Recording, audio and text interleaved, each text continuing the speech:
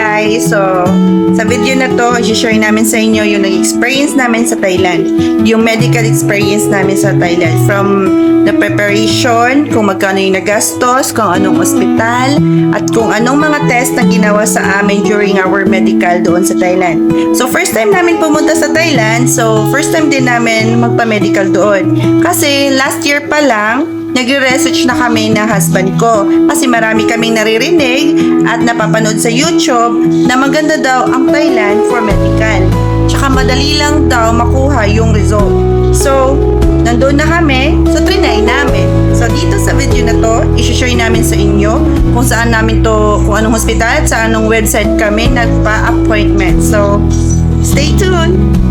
Ito yung time na nakasakay na kami ng Grab papunta sa Bangkok Hospital. 7 AM yung appointment namin, so maaga pa lang pumunta na kami. So pagdating namin sa ospital, nag-register muna kami at pinasa yung mga documents na kailangan namin. So first impression pa lang namin, sobrang linis at organized ng buong hospital. Very comfortable din yung place at maayos yung staff na nag-guide sa amin sa bawat step ng medical. Hindi ko na video mismo yung mga test na ginawa sa amin, pero marami kami examinations na kailangan pagdaanan as part of the medical. Isa-isa kami pumunta sa different areas ng hospital para matapos lahat ng required test. Medyo maraming steps pero smooth naman dahil very organized yung process at may staff na nag-assist sa amin. At saka pala, pina-change din kami ng medical attire namin. Tsaka may provided silang changing area at locker para sa mga personal belongings namin.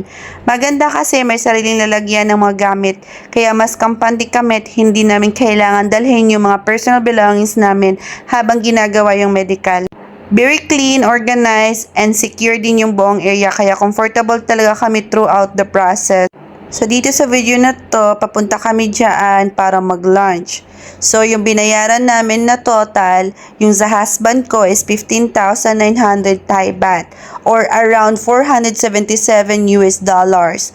Ako naman is 15,400 Thai baht, around 462 US dollar.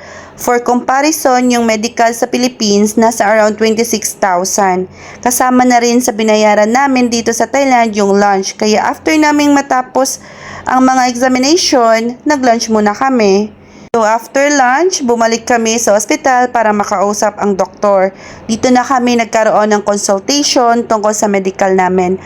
Ang maganda dito, nakuha namin mismo yung result on the same day. Then after around 2 weeks, nag-email din sila sa amin ng copy ng result para may electronic copy naman kami. So, before we end this video, gusto ko rin ipakita sa inyo yung receipt namin kung saan makikita yung mga medical examination na ginawa sa amin at yung breakdown na binayaran namin. Makikita ninyo dito yung mga tests at procedures na included sa medical namin, pati na rin yung total amount na binayaran namin. So, pinakita ko ito guys para magkaroon kayo ng idea kung ano-ano yung mga test na kasama at kung magkano yung naging total cost namin. And again, kasama na rin sa package namin is yung lunch. So, ayan yung buong experience namin sa pagpa-medical dito sa Thailand. Sana makatulong itong video sa mga nagpaplano rin magpa-medical dito.